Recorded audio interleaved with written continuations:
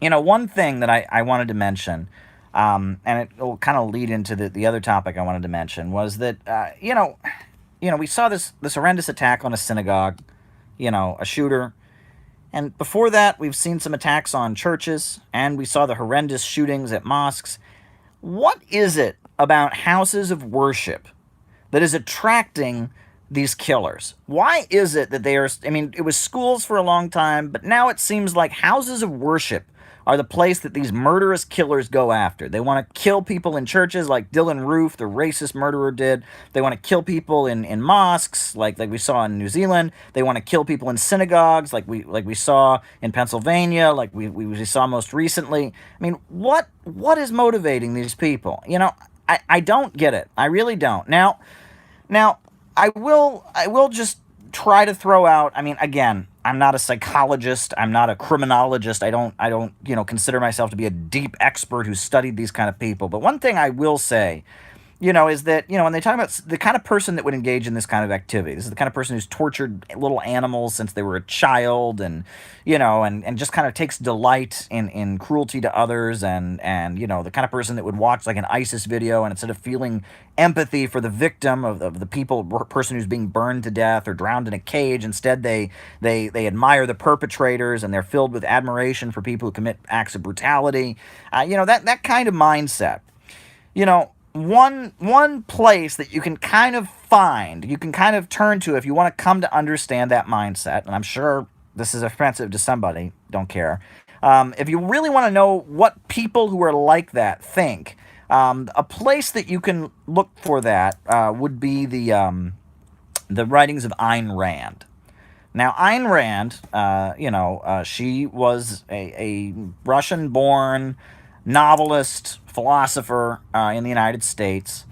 And, when she first moved to the United States, she openly admired an axe murderer named William Hickman. She thought he was so amazing because he refused to apologize for strangling and killing his own wife, right? And that Ayn Rand's writings, her novel The Fountainhead, there's a scene where the main character, Howard Rourke, breaks into the apartment of a woman and violently rapes her, and that's portrayed in Ayn Rand's narration as somehow like it's a good thing, right? And that, Ayn Rand's writing talks about how money is the source of all good, and how compassion and altruism is a form of weakness.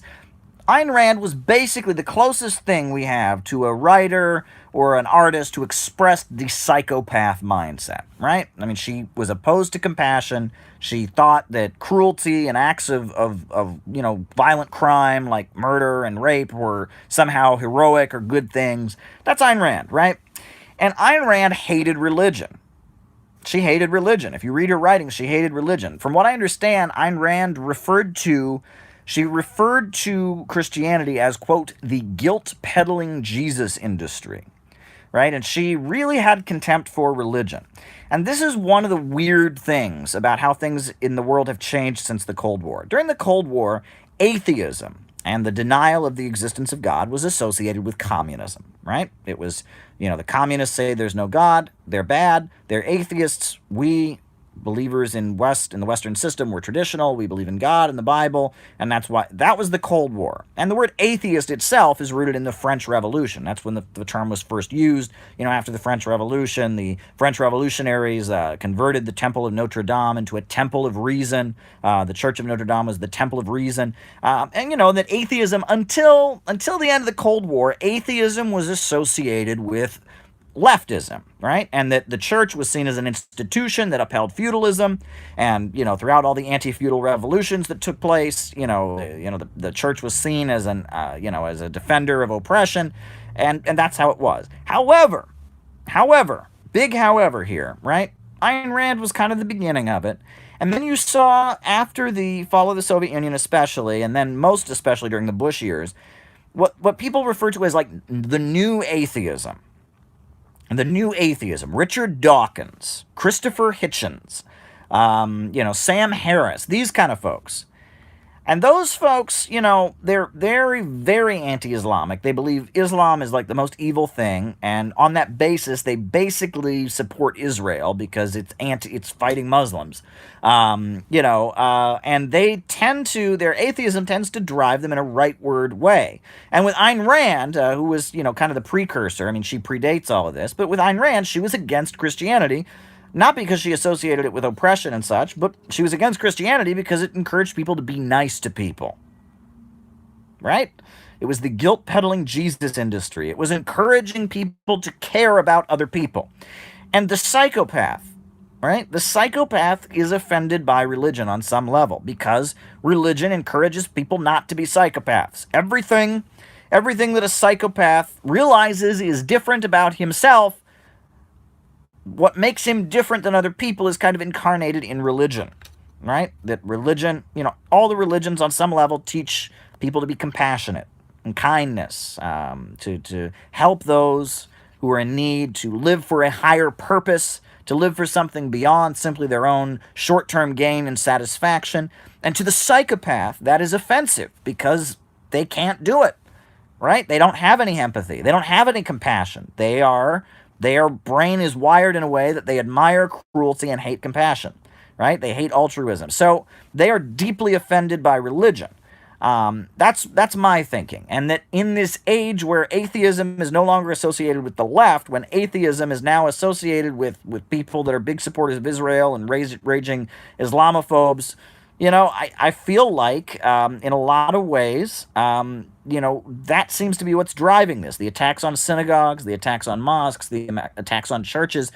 The kind of people that commit these kind of hate crimes are very much, people that seem to be psychopaths. So that's my analysis of it. But what do I know, right? I'm not some, big psychologist. I'm just looking at this from my own perspective as someone who's deeply disturbed by the fact that Ayn Rand's writings are everywhere. This woman who promoted axe murderers, portrayed rape in a positive light, and believes that compassion and any form of basic human solidarity is a bad thing. I'm disturbed by the fact that her writings are so widely available and encouraged. I mean, Paul Ryan, for goodness sakes, a member of the U.S. Congress, says it changed his life. Goodness gracious.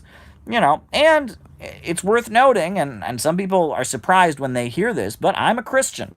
Now, I'm not an evangelical by any means. I'm not a fanatic, but I do admit that my attraction to socialism and Marxism was based on my understanding of the story of Jesus, which was really hammered into my head when I was a child. I attended church every Sunday. And that, the understanding of Jesus as someone who led the people and encouraged compassion and kindness and said that it was easier for a camel to get through the eye of a needle than for a rich man to get to heaven.